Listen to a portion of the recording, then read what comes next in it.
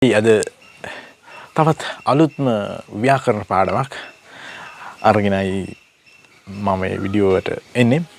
ඒ තමයි simple future tense. future කියන්නේ අනාගතයට.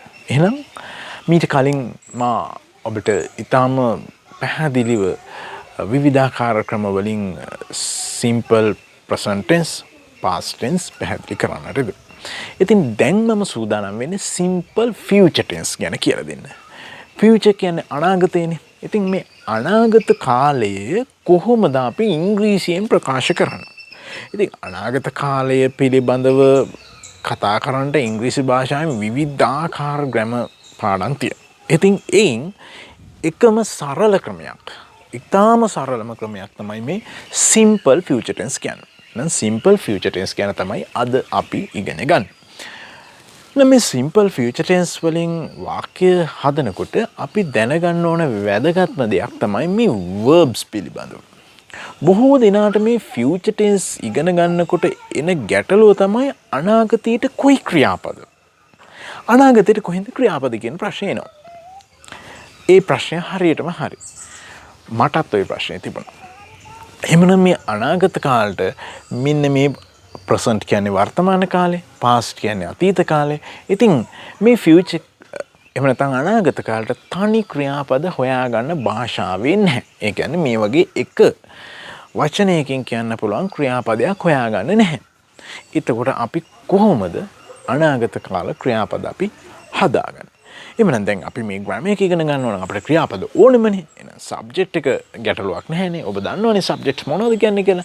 සබ්ජෙක්ට් කියන්නේ ප්‍රධාන වශයෙන් අපි ගන්න I, we, you, they, she, he, it වලට අදාළ සියල්ලම. ඉතින් මේ future tense එකේදී මේ ක්‍රියාපද කොහොමද අපි හඳුනාගන්නේ? දැන් එහෙනම් අපිට පුංචි නිර්මාණයක් කරන්නට වෙනවා. ලොකු දෙයක් නේ, පුංචි නිර්මාණයක් කරන්න වෙනවා අනාගත කාලයට ක්‍රියාපද හදාගන්නකොට. අපි ඒක මෙන්න මේ විදිහට තමයි කරන්නේ. අපි මේ තියෙන වර්තමාන කාල ක්‍රියාපද තියෙනවානේ. මේ go, come, sing, call මෙන්න මේ වර්තමාන කාල ක්‍රියාපද සියල්ලම අරගෙන go, come, eat, sing, call, play, live, cry, copy. මෙන්න මේ වර්තමාන කාල බහුවචන ක්‍රියාපද තියෙනවානේ. මෙන්න මේ ක්‍රියාපද වලට මුලින් will හෝ shall කියන වචන දෙක භාවිතා කරන්නට පුළුවන්. will හෝ shall. ඉතින් අපි shall කියන වචනේ වැඩිපුර භාවිතා කරන්නේ නැහැනේ. වැඩිපුර ඉන්නේ නැහැ. මොකද shall කියන වචනේ එන්නේ I සහ we කියන සබ්ජෙක්ට් දෙකත් එක්ක පමණයි. ඉතින් simple future tense වලදී මේ වැඩිපුරම අපි will සමග තමයි මේ වාක්‍ය රටා වලට අදාළ ක්‍රියාපද ගන්න. එහෙමනම් ඔබට දැන් පැහැදිලි අනාගත කාලයට තනි ක්‍රියාපද හොයාගන්න නැහැ. ඒක නිසා වර්තමාන කාල බහුවචන ක්‍රියාපදයට මුලින් will හෝ shall භාවිතා කරමින් ඒ ක්‍රියාපදය අනාගත කාලයට වර්තමාන කාලයෙන් අති අනාගත කාලයට වෙනස් කරගන්නට පුළුවන්. දැන් ඔන්න අපි ක්‍රියාපදේ හොයාගත්තා.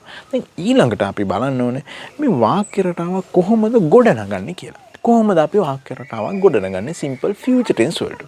එhmenan මේ positive වාක්‍යයක් කියන්නේ ඇත අනාර්ථ වාක්‍යයක්නේ. මේ ඇත අනාර්ථ වාක්‍යයක් ගොඩනගන්න නම් අපි කරන්න ඕන දේ තමයි subject කියන එක ඔබ දන්නවා. ඉතින් subject එකත් එක්ක will හෝ shall භාවිතා කරනවා.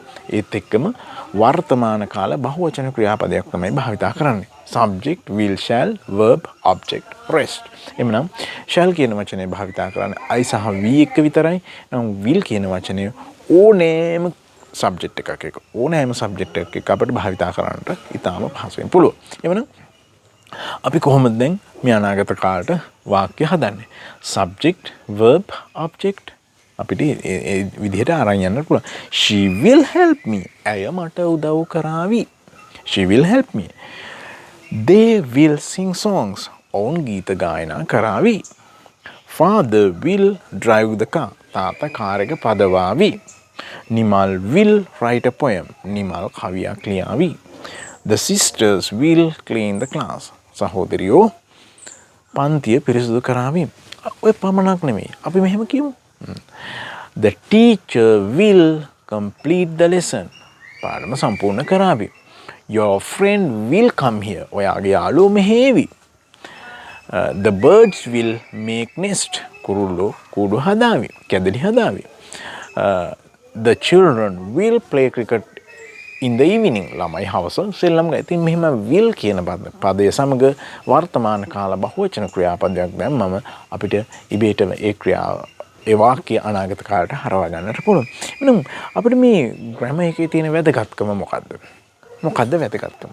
වැදගත්කම තමයි අපි මෙතෙක් කළ නොකළ එහෙම නැත්නම් අනාගතයේදී කරන්නට බලාපොරොත්තු වෙන අනාගතයේදී උදා වෙන දේවල් කියන්නට තමයි මේක භාවිතා කරන්නේ. එතකොට අපි ඊටාම පහසු වාක්‍යයක් ගමු.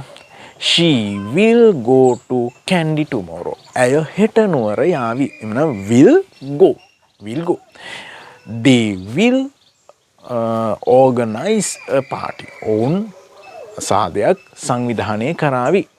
The sister will call father. සහෝදරිය තාත්තට කතා කරાવી. ඉතින් මෙන්න මේ විදිහට අපිට වාක්‍ය නිර්මාණය කරන්න පුළුවන්. ඉතින් මේ වාක්‍ය රටාවේ තියෙන සුවිශේෂීකම තමයි අපි අනාගතය ගැන තමයි කතා කරන්නේ. එහෙමනම් මම ඔබට මුලින්ම සඳහන් කරා අනාගතය ගැන කියන්න විවිධාකාර වාක්‍ය රටාවන් ඉංග්‍රීසි භාෂාවේ තියෙනවා. එයින් ඊටමත් සරලම වාක්‍ය රටාවක් තමයි මේ simple future tense කියන්නේ. එහෙනම් simple future tense වල අපට තනි ක්‍රියාපදයක් හොයාගන්නට නැහැ. තනි වචනයකින් එන ක්‍රියාපදයක් හොයාගන්නට නැහැ. ඒක නිසා අපි වර්තමාන කාලයේ එන බහුවචන ක්‍රියාපදය අරගෙන ඊට කලින් will හෝ shall යොදාගෙන අපිට ඒ ක්‍රියාපදය අනාගත කාලයට හරවා ගන්නට පුළුවන්. ඊටාම සරල වාක්‍ය රටාවක්. ඉතින් මේ වාක්‍ය රටා ඉගෙන ගැනීම තුළ ඔබට තියෙන පහසුව තමයි ඔබ යමක් ලියනකොට ඔබ කතා කරද්දී ඔබට මේ වාක්‍ය රටාවන් ඊටම පහසුවෙන් ඔබේ සිහියට නගාගෙන ඔබේ නිවැරදි භාෂා ඥානයක් ඇති කරගන්න පුළුවන්. එමුනම් ඔබ මේ පාඩම් මාලාව එක දිගට නොකඩවා බලන්න ඔබට අවශ්‍ය වෙනවා නම් ඔබට අනිවාර්යයෙන්ම subscribe කරන්නට වෙනවා. එහෙනම් මම ඊටම ආදරෙන් ආරාධනා කරනවා මේ channel එකට subscribe කරලා ඔබ මේ පාඩම් මාලාව නොකඩවා නැරඹීමෙන් ඔබේ දැනුම වර්ධනය කරගන්න.